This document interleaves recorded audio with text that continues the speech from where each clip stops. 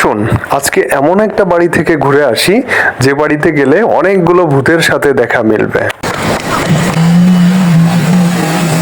প্রবেশের পূর্বে ধারণা নিয়ে নিলাম ভূতের সংখ্যা কত হতে পারে, এরপরই আস্তে আস্তে করে ভিতরে প্রবেশ করলাম।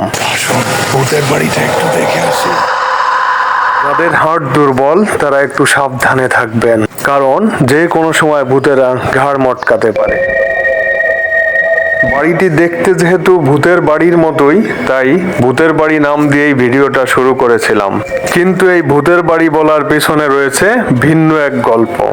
গল্প তো শুনবই, তার আগে আপনি যদি আমার চ্যানেলে নতুন হয়ে থাকেন তাহলে চ্যানেলটি সাবস্ক্রাইব করুন।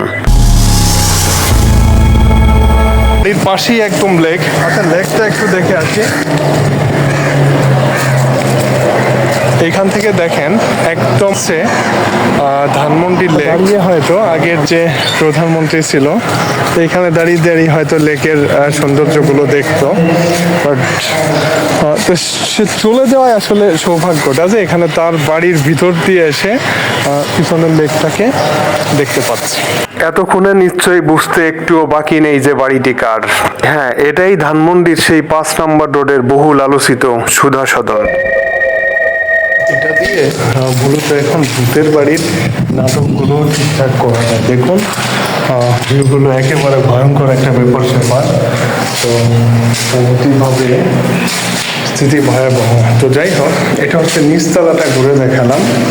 উপরে নিরাপত্তাজনিত কারণে উপরে যাওয়া হচ্ছে না। এখন এই বাড়িটি কেবল এলাকার বকাটে ছেলেদের মাদক সেবনের আড্ডাখানা মাত্র। এই ধরনের একটা বাড়ি যে কখনো এভাবে উন্মুক্ত হবে এটা আমরা কখনো চিন্তাও করতে পারিনি। যা হোক, মানুষের চিন্তার বাইরে অনেক কিছুই থাকে। আজকের মতো এখানেই শেষ করছি। পরবর্তী ভিডিওতে দেখা হচ্ছে নতুন কোনো জায়গায়। সে পর্যন্ত সবাই ভালো থাকবেন। আমি জসিম ঠিকদার সোহেল আজকের মতো বিদায় নিচ্ছি। আল্লাহ হাফেজ।